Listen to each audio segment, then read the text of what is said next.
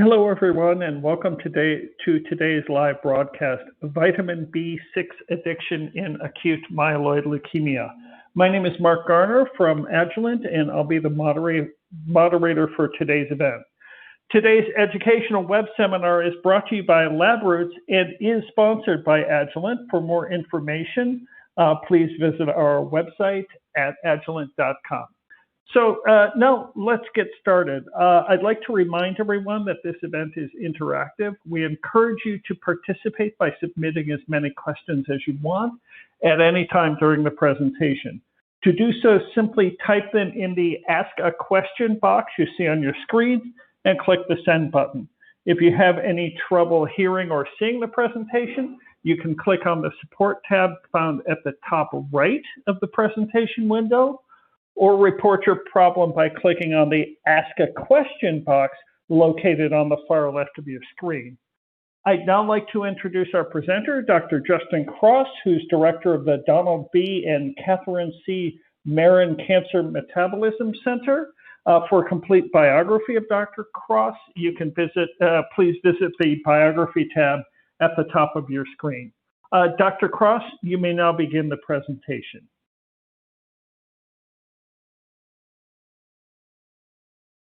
Good afternoon, everyone, and welcome to this LabRoots presentation.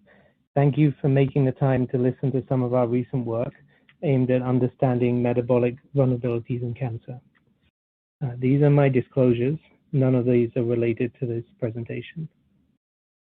So over the next 40 minutes or so, I wanted to talk you through some of our recent work focused on understanding how metabolic processes can become vulnerabilities in particular cancer types or disease settings. A tremendous amount of work has taken place over the last 10 to 15 years attempting to understand how metabolic processes are subverted by cancer cells. I'm going to highlight how far this field has come in the past decade and some vulnerabilities that have been identified and exploited as approved cancer therapies. I'm then going to introduce a CRISPR-Cas9 screen that we performed aimed at identifying novel vulnerabilities in acute myeloid leukemia cells. I will show you how PDXK, which is an enzyme that's central to the vitamin B6 metabolism pathway, was identified as a specific metabolic vulnerability in leukemia cells. And the work I'm presenting is a collaboration between my group, Scott Lowe's laboratory at Memorial Sloan Kettering, and Lingbo Zhang's group at Cold Spring Harbor Laboratory. I'll show you some follow-up experiments that show the effect that PDXK deletion has on a range of cell types and how we leverage metabolic profiling and stable isotope tracing to characterize the full impact of PDXK deletion on the cellular metabolome, and how metabolic LC-MS-based metabolic profiling can reveal unexpected changes. And interestingly, there are already several drugs available that target B6 metabolism in other settings. So we use these drugs as tool compounds, and I'll show you their impact on cellular metabolism in vitro, and end by showing you how they can impact the growth of leukemic cells in vivo mouse models. So I'm going to start by introducing the field of cancer metabolism, because almost all cancers display alterations in cellular metabolism. But whether this metabolic reprogramming is a cause or a consequence of a cancer phenotype has remained a topic of debate.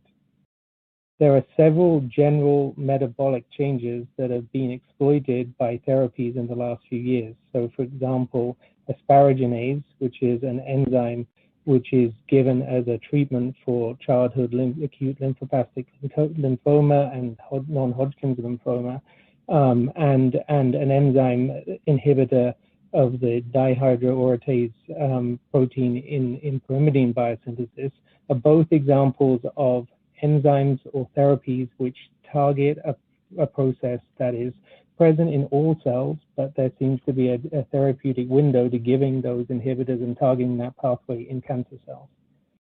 And there are other examples where a specific metabolic gene is mutated, and that leads to a targetable opportunity. So examples of that are isocitrate dehydrogenase and succinate dehydrogenase. These are enzymes in the TCA cycle, where a mutation causes a specific change and an alteration in the cancer cell, which can then be exploited for therapies.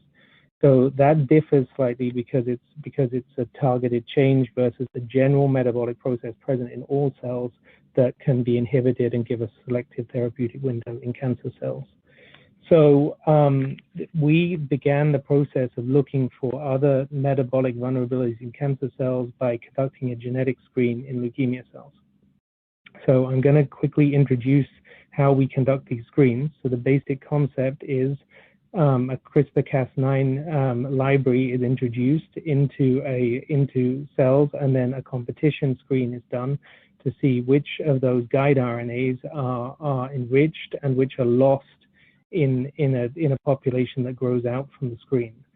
So when those guides in the resulting population are sequenced, we get a output something like this, where you see that some guides target genes where which are depleted in the screen. So those are targeting genes which are essential to the growth of the cells, and they are the guide is depleted from the sequencing results because leukemia cells that get that guide don't proliferate.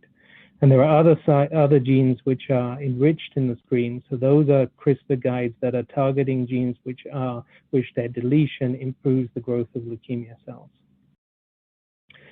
So in this work, we decided to make a CRISPR gene library, which was covering a subset of metabolic genes of interest.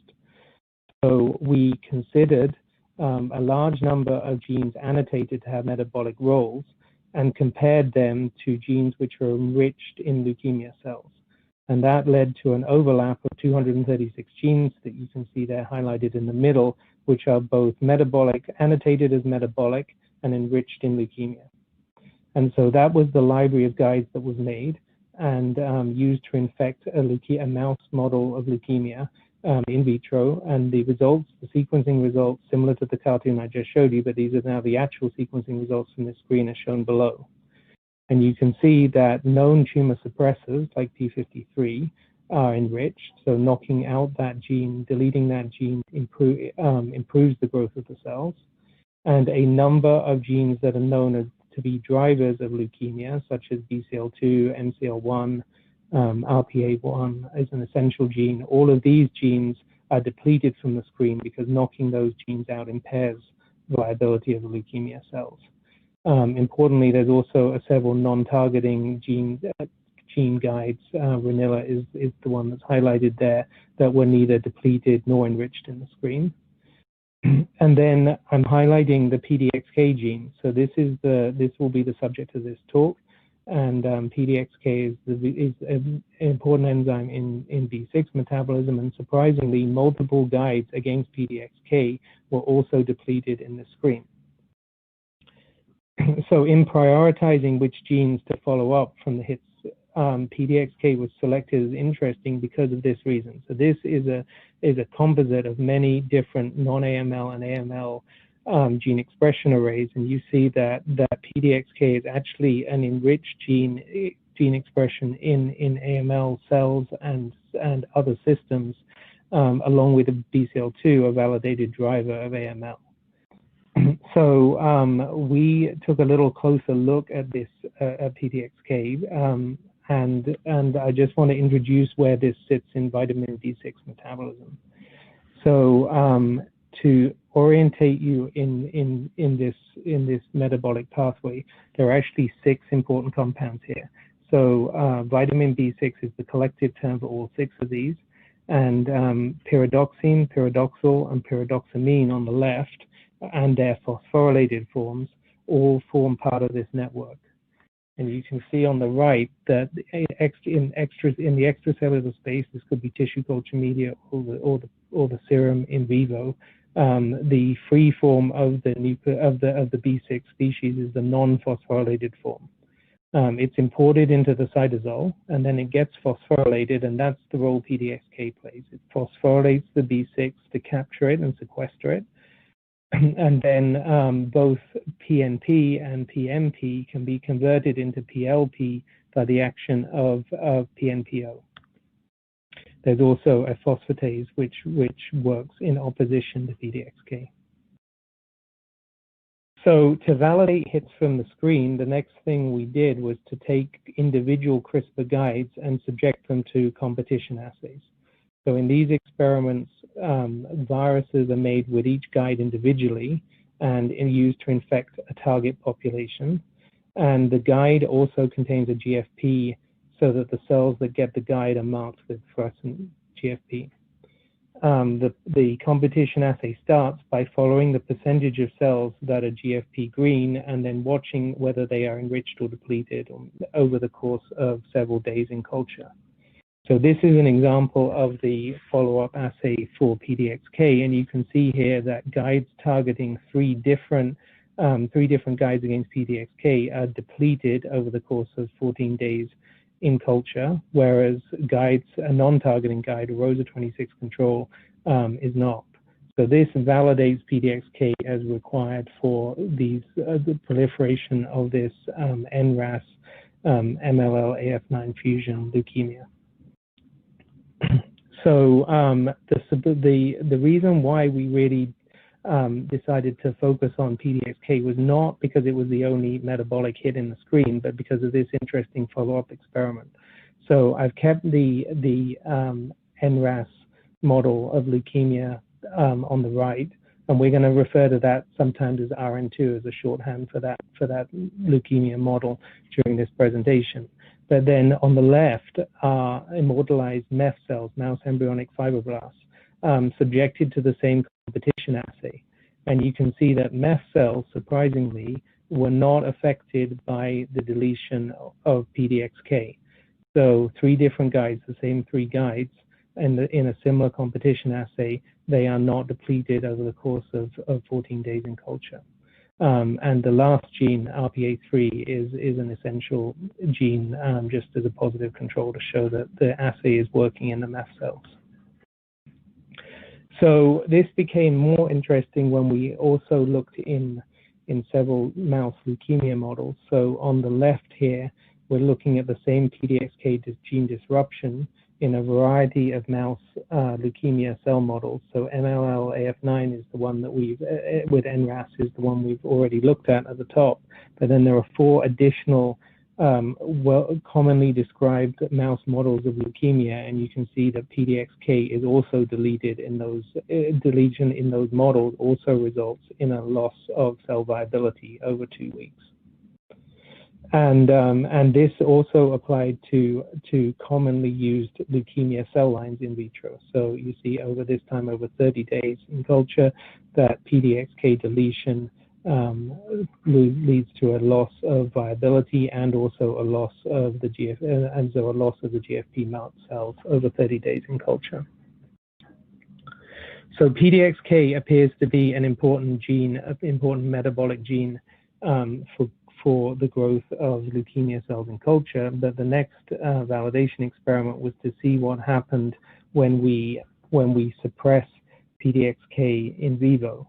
So this was done both with the CRISPR system, which I've already described, but then here is a second parallel experiment where we used shRNA to suppress the expression of PDXK. So it's a similar idea that a lentiviral vector is made with a retroviral vector is made with targeting PDXK marked with GFP and used to infect cells. Those cells are introduced into sublethally irradiated mice, and then the cells are followed by whole body imaging. And you can see here that whilst the control targeting cells, the vanilla cells, expand rapidly between day 5 and day 14, and I've detected through the whole body imaging that the cells that have suppression of PDXK with 2 different shRNAs grow much less. That's quantified on the right, and that leads to a survival difference over the course of about a month. So it appears that PDXK is important not only for leukemia cell growth in vitro, but also cell growth in vivo. So that's the result of deletion of the gene. But the next thing we wanted to do was understand a little more about how PDXK actually affects the metabolic network. We expect that this gene is involved in B6 metabolism and will change B6 levels, but there's always the chance that metabolic genes also have other roles, other signaling roles or structural roles. So the next task was to examine whether PDXK deletion actually impacted the cellular B6 network. So to do this, we built an LC-MS assay to detect PLP. This worked for both PLP in plasma and in cells from mice, but also in cell culture extracts. And so here you just see the chromatographic retention time of the PLP peak and an internal standard, and the peak spiked with a standard to check that it's the correct retention time. So when PDXK is deleted in the mouse leukemia model I've just been describing, with activated NRAS and the MLL AF9 fusion, you see that we lose protein expression, and we also lose a substantial amount of the PLP level detected in the cell extracts. And the controls are on the right in green. And this was actually also the case for the MEF cell line and for another leukemia cell line, MOM13. Now, the interesting thing here is, remember, the MEF cell line could still proliferate even with disruption of the PDXK gene, but the growth of the leukemia cell line, the RN2 cells on the left, is inhibited. And that's shown more clearly here. You can see that over several days in passage, the MEF cells continue to proliferate exponentially in the presence or absence of B6 in the media. But the MLL AF9 cells, they proliferate when supplemented with B6, but in a B6 deficient media, their growth is slowed. So this is, if we return to the vitamin B6 network and look at the place of PDXK in the network, I mentioned that that's a phosphorylation and capture reaction for all of the circulating forms of B6. So we then looked at the deletion of the other genes in the network, the PDXP gene, the phosphatase, which opposes PDXK, that had no effect, and PNPO, which is the enzyme which metabolizes PNP and PMP into PLP, and that did not score in this competition assay or in the PLP levels, because the cells also have a source of PL circulating and in the tissue culture media, so PL can be converted directly into PLP, so PNPO is not required. It still has an impact because in tissue culture, the main form of the main form of vitamin B6 in cell culture media is PN. So a lot goes through PNPO, but there's a path with PL being directly converted to PLP. And when we try different media conditions, we find that knocking out of PNPO has no effect in media that has PL, which is shown in the bottom right here, but it does impact cells where the only source of vitamin B6 is PN. So that's in the middle of the bottom. PDXK here is always shown as a control. And when we look in the same publicly available gene expression data, you find that none of these other the PDXP and PNPO, the two other genes in the network, are not particularly enriched in AML cells in the same way that PDXK was. So at this point, it seemed to be something specific about the action of PDXK and the requirement to convert the unphosphorylated forms to their phosphorylated forms that was important for leukemia cell growth. So the next thing we considered is what the range of impacts are of PLP in the cell. Like what is PLP actually being used for? So there are over 120 enzymes in the cell that are PLP dependent. The broad categories they fall into are shown on this slide. And whilst there are genes involved in many important metabolic cycles on folate metabolism and carbohydrate metabolism and lipid metabolism are shown on the right, the majority of PLP-dependent enzymes are involved in transaminase reactions and the metabolism of amino acids, and that group is shown on the left here. So this is where we decided we would use metabolomic profiling by LCMS to try and better understand what the real impact was of this PDXK deletion on the RN2 leukemia cells, and why this disruption of PDXK and what we've seen is depletion of PLP seem to allow mast cells to still proliferate. So one of the things we can do with an LCMS data set, first of all, is just take the 10,000-foot view and look at all of the features in the data set and just see what on a global level is changed. And this was reassuring because it backs up what we're seeing in terms of viability and growth, in that PDXK deletion actually did not perturb the metabolism of mast cells very much, with just a couple of metabolites scoring there. But in the leukemia cells, the RN2 cells, there was many more metabolites which are downregulated, and it was all significantly changed, and most of the significantly changed metabolites are downregulated. So that's the untargeted view. But then we decided to build on this observation, we should build a metabolomic profile that specifically considered the reactants and the products of PLP-dependent reactions, and really try and drill down into how this PDXK deletion was impacting the global metabolome and specifically these reactions that are PLP-dependent.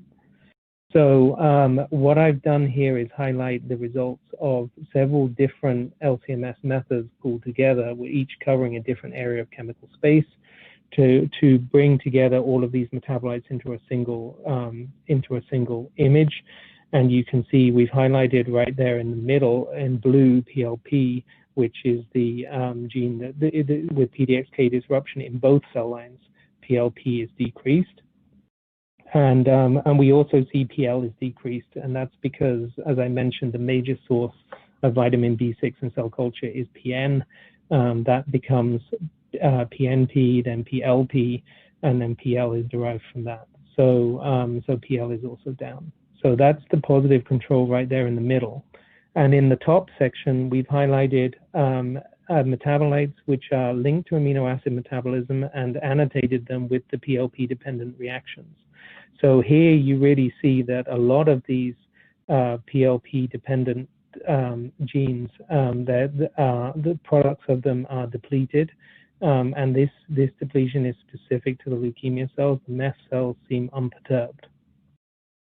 I want to particularly then draw your attention to a little further down. So that's the top part with all of the PLP-dependent amino acid metabolism going down in the leukemia cells. But if we now zoom in on the bottom part, you can see some nucleotide metabolism. And again, we see a lot of the nucleotides are depressed in the RN2 leukemia cells. We also see decreases in TCA and cycle metabolism towards the bottom of the heat map. Two of the strongest changes on here are ones that we're going to come back to in the next couple of slides. So you see carbamyl-aspartic acid. That is an upstream metabolite in the pyrimidine synthesis pathway, and that is the most depressed metabolite. And IMP is a nucleotide in purine synthesis, and that one is elevated. The importance of IMP is that it is the purine synthesis product which causes feedback inhibition on the pathway, and that is relevant when there's a mismatch between purine and pyrimidine synthesis.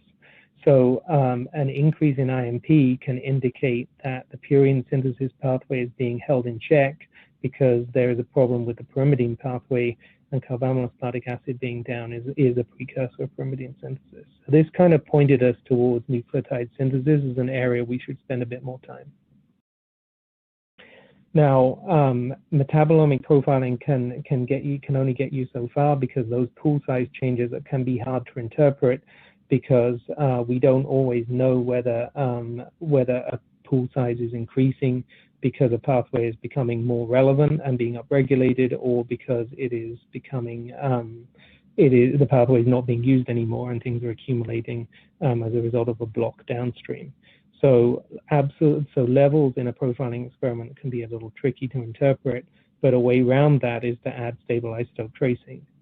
So I mentioned that many of the PLP-dependent reactions are involved in amino acid metabolism and moving nitrogen around, particularly glutamine being the major donor of nitrogen in the cell, so a reduced nitrogen. So we can use isotopically labeled glutamine to trace some of these PLP-dependent reactions.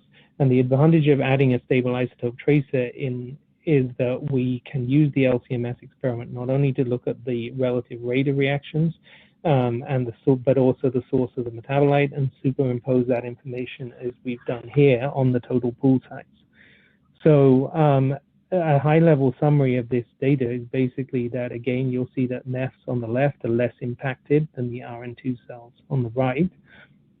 And as we look at these 4 PLP-dependent enzymes, you also see that it is the flux from the tracer, the label glutamine, which is highlighted in the red color, that is blocked by the PDXK deletion. So that could mean there are pre-existing pools in the cell that contribute to the rest, and if we wait longer, more of this metabolite becomes labeled, or it might be that there are other sources for some of these metabolites. But the tracing experiment helps give us confidence that these PLP-dependent reactions are really inhibited, and that's the result. That results in the change in pool size.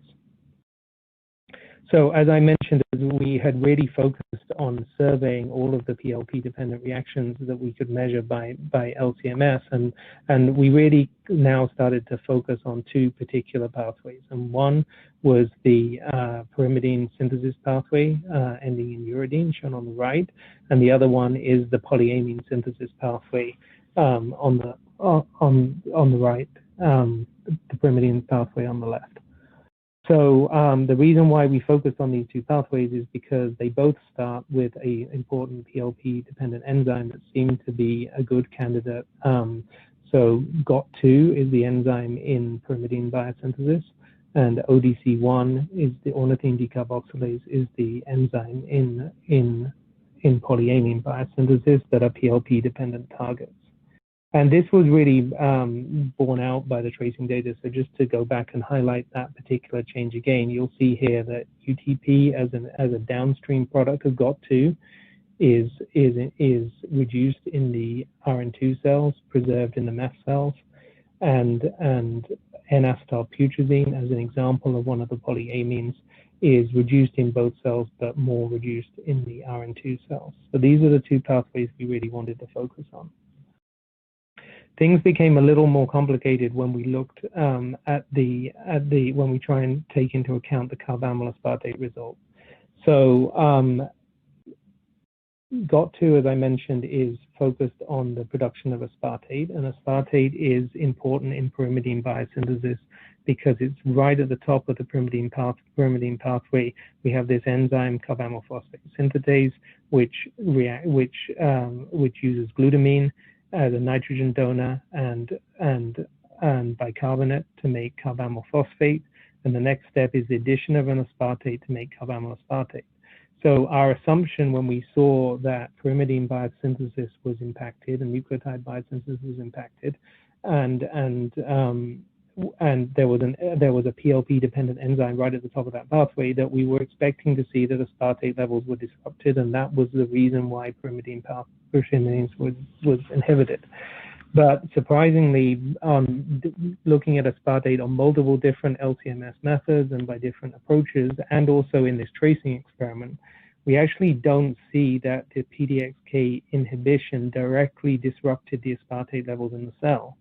However, carbamyl aspartate, which is the metabolite right after the first metabolite in the pathway we can measure well by LCMS, is disrupted in the RN2 cells by PDXK deletion. So this remains somewhat of a puzzle because we've got here an enzyme which there is no known PLP-dependent reaction in carbamyl aspartate synthesis, but it seems to be the most regulated metabolite in the pathway, and potentially explains why pyrimidine levels are lower overall.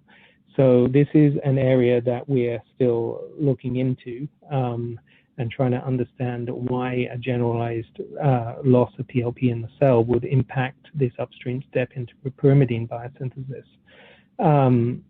We did notice a few things along the way, I think all of which are observations that are somewhat surprising, and one of them is just the level of vitamin B6 which is consumed by cells. So we were thinking about why MEF cells were less sensitive to this perturbation than RN2 cells. So we thought, well, maybe it's something to do with the amount of the PN they can access from the media.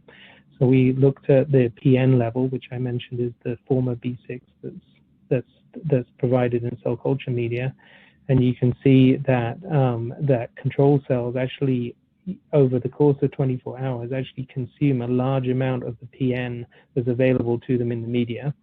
The PDXK knockout cells in both cases can't access that PN. We thought about whether maybe the MEFs just have a higher reserve level inside the cell, and that's somehow how they're able to survive the storm. We didn't see any increase in PLP levels inside the MEFs, in the MEF cells. They do somehow appear to know that they're in problems, though, because they accumulate PN. So this form of PN, this form of B6 that's provided to them in the media, actually becomes accumulated in the cells over the course of a 24-hour experiment, but when PDXK is disrupted, but not in the RN2 cells. So we don't fully understand what that means, but it does seem to indicate the MEF cells have an awareness that the PLP network is disrupted and are sequestering PN in an attempt to fix the problem. Now, maybe and it's worth just highlighting the catalytic reaction mechanism that PLP undergoes, because this is something where we thought we might be able to make some progress in understanding how leukemia cells are specifically sensitive to this change. PLP, the active cofactor, is shown on the top of this slide, and the red ring highlights an active oxygen in the molecule. And it's this oxygen that in the active side of the enzyme forms a covalent bridge with the amino acid that's shown in the bottom left. And the active side of the enzyme stabilizes that transition state. So that's the active chemistry in these transaminase reactions. So this active chemistry actually becomes a problem in some particular situations. So in inborn errors of metabolism, there are two inborn errors that are known to produce high levels of a product.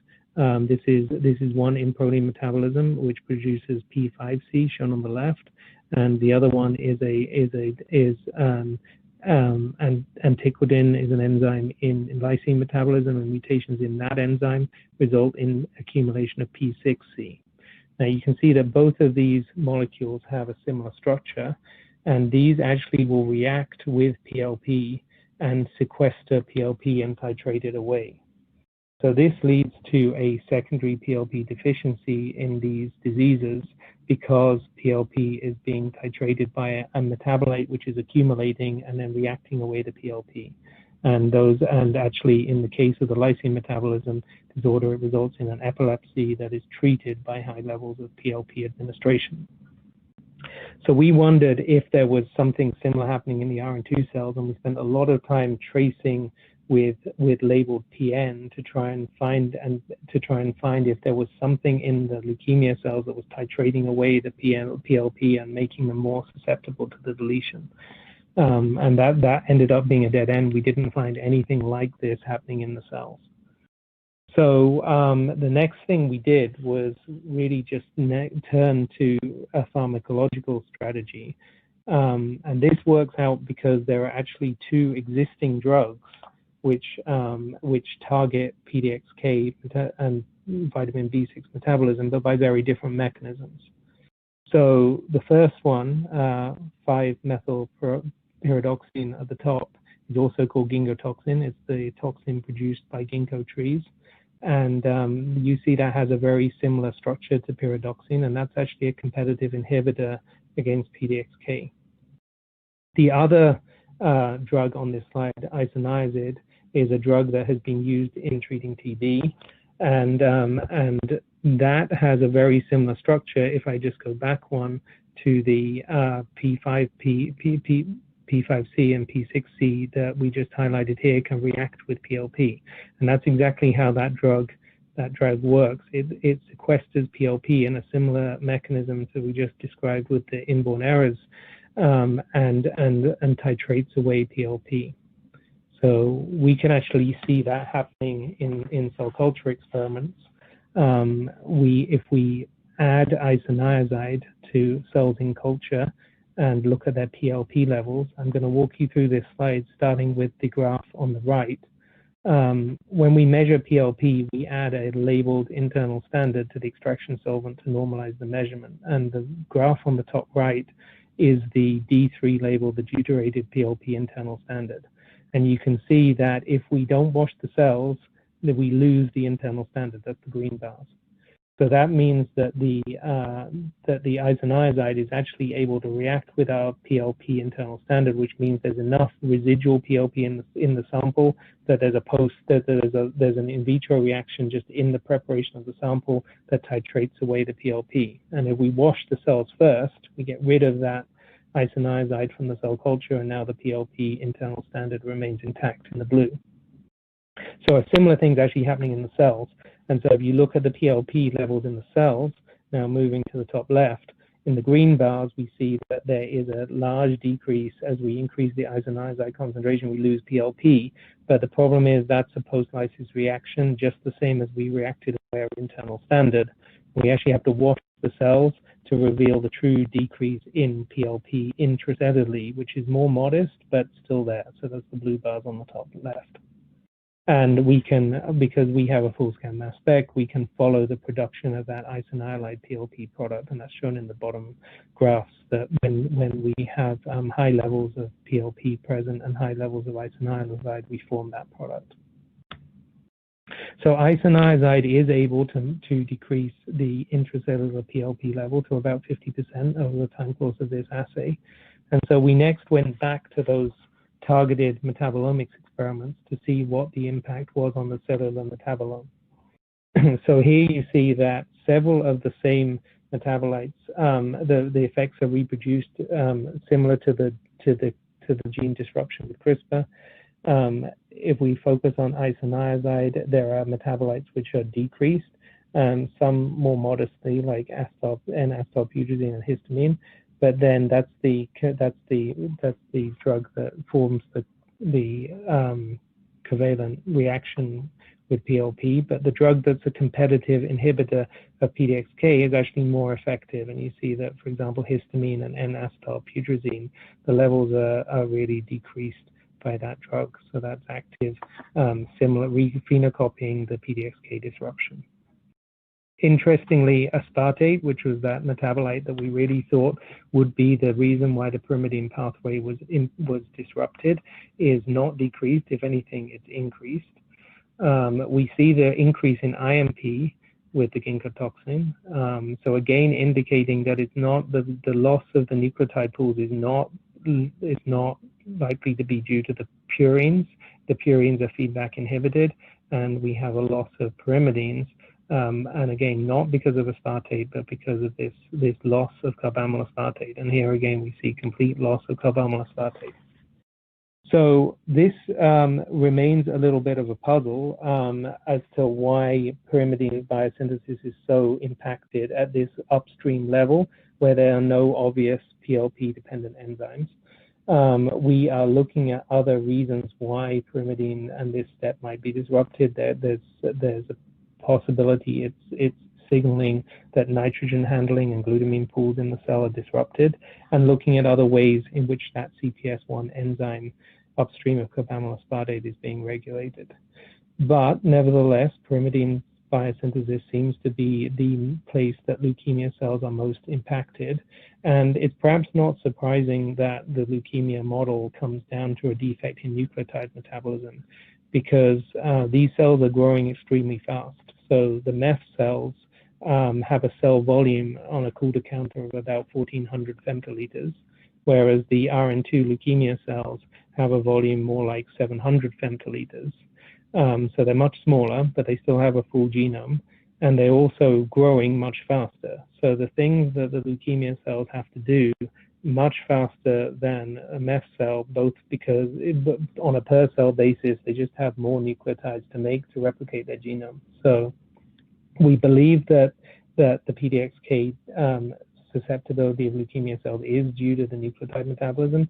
It's just this unexpected disruption of pyrimidine metabolism. And that's reinforced by this experiment where we just add 30 micromolar uridine, which is the first pyrimidine product in that pathway, and that can rescue the growth of these leukemia cells. So the PDXK cells are now able to compete and expand with uridine supplementation. So to end, I just wanted to go through some in vivo experiments to actually try and determine whether any of this biology related to B6 metabolism would play out in an in vivo model of leukemia. So to do this, we return to this mouse model of leukemia, where we can inject the cells into sublethally irradiated mice, and then administer tool compounds to see if we can slow the growth of leukemia cells in vivo. So in this case, we are now treating with isoniazid, and this was with daily doses of 40 mg per kilogram isoniazid. And you can see that over a 2 or 3 week period, the growth of the leukemia cells in 2 different models is slowed, and the whole body imaging shows is quantified in the middle. And this translates into a survival advantage for the mice receiving the isoniazid.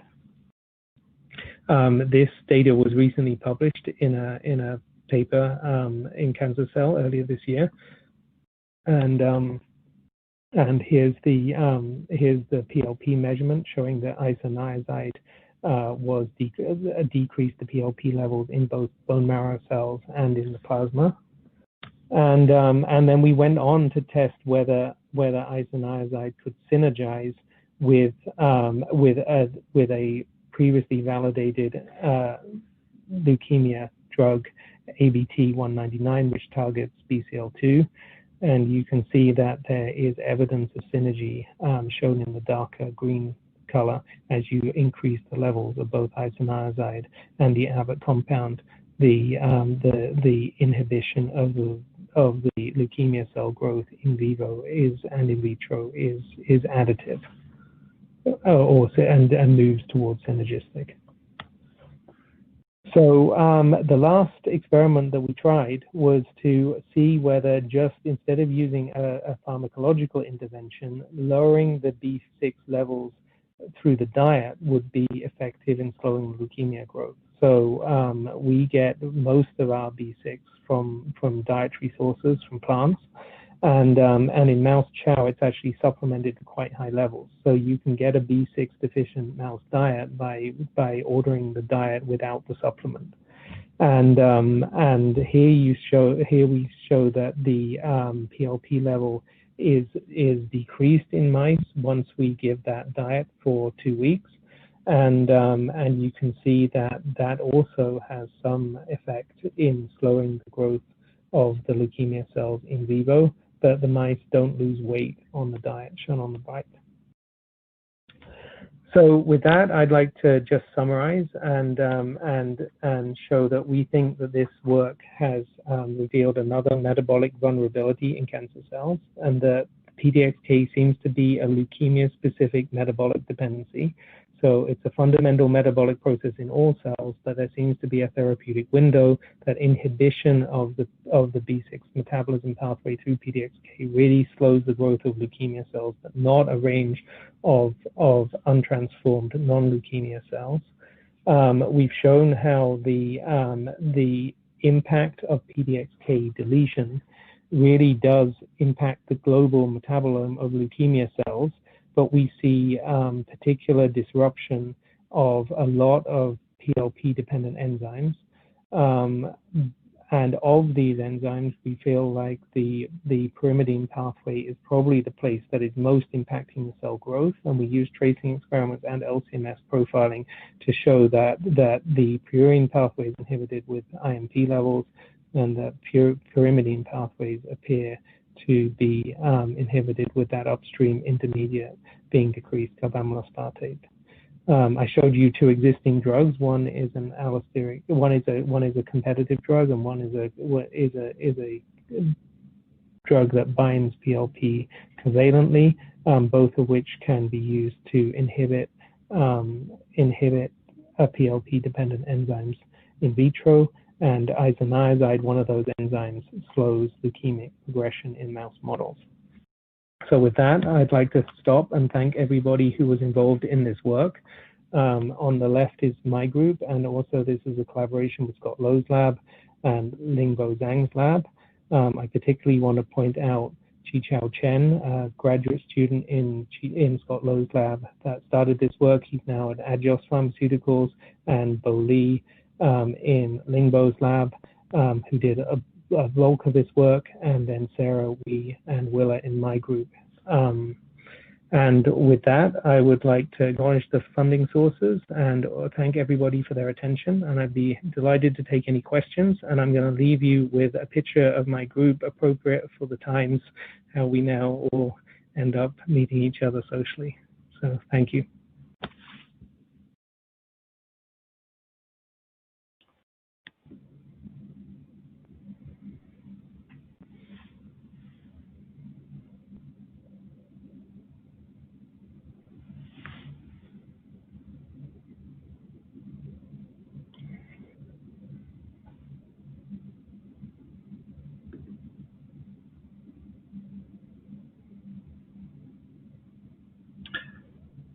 Thank you, Dr. Cross, for that very informative presentation. We'll now start the live Q&A portion of the webinar. Again, if you have a question you'd like to ask, please do so now. Click on the Ask a Question box located on the far left of your screen. We'll answer as many of your questions as we have time for. Okay, so to get started, the first question is your global metabolomics profiling indicated a general defect in mitochondrial nitrogen handling. Have you looked to see if glutaminolysis is different in the absence of PDXK? That's actually a really good point. We haven't checked glutaminolysis and glutamine handling specifically beyond the tracing experiments, but an easy way to address that would be to look at the consumption of glutamine from the cell culture media, and that's something we're currently trying. There's also another good way, I guess, to evaluate overall mitochondrial function is with a seahorse experiment, because oxygen consumption is generally viewed as the total output of the mitochondria basically is summed up in that oxygen consumption measurement. So that's something we'd also like to do is to look at the seahorse profile of the MEF and the leukemia cells with the PDXK deletion.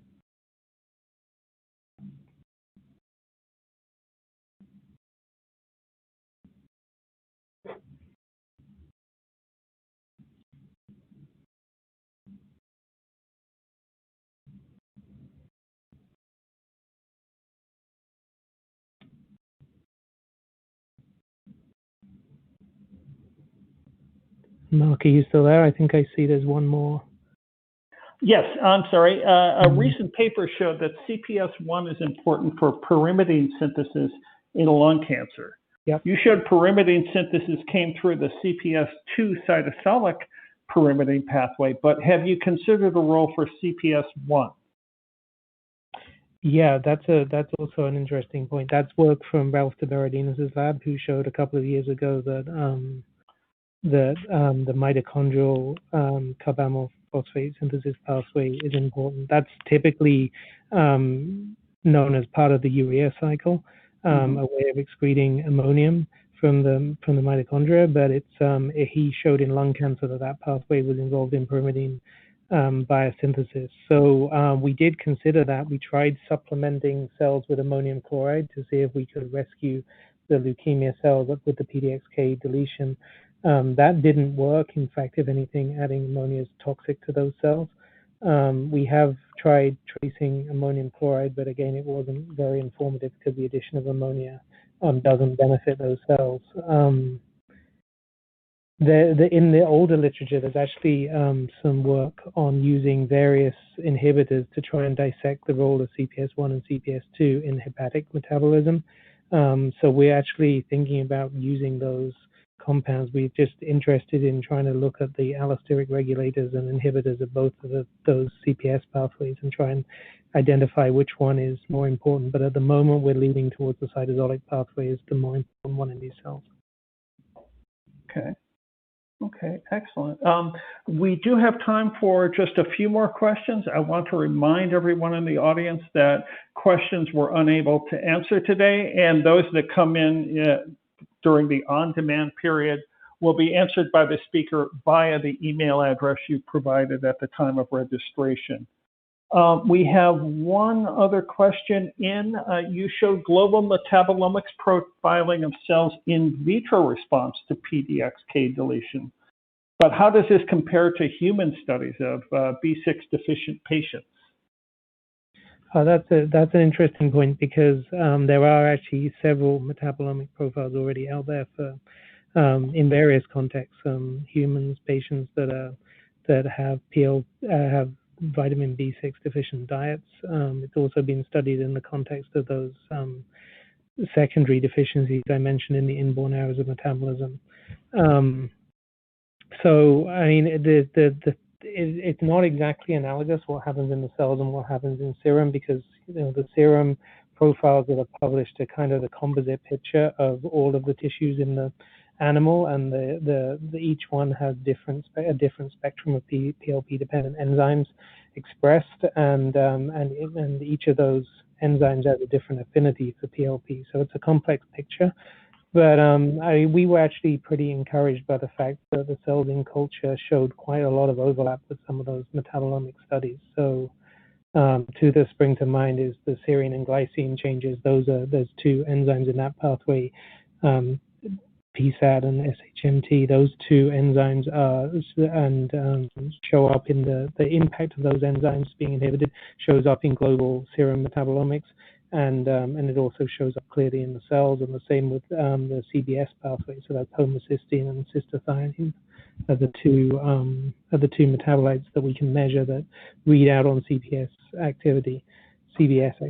So I mean the other thing that I should maybe mention there is that in the context of a whole organism study, the metabolomics is often tells a clearer story in the CSF. Like a lot of those studies have focused on CSF primarily because the serum levels can also be impacted by diet. So as soon as you move into the whole organism context, the dietary source of vitamin B6 becomes a big factor. Like fasted animals or fasted humans is probably the most accurate way to make that comparison.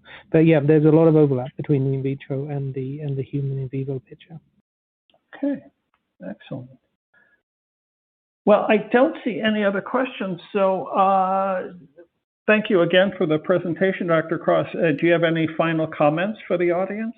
No, you're welcome. But my email address is on the last slide, and I'm more than happy to answer any questions if people want to email me directly. Okay, thank you. Before we go, I want to thank the audience as well for joining us today and for the questions. Any questions we did not have time for today or those that come in on the on-demand period will be addressed by the speaker via the contact information you provided when you registered. We'd like to thank once again Dr. Cross for his time and his important research. I'd like to thank LabRoots and our Agilent sponsor for underwriting today's educational webcast. You can view the webinar on demand. LabRoots will alert you via email when it's available. That's all for now. Until next time, goodbye.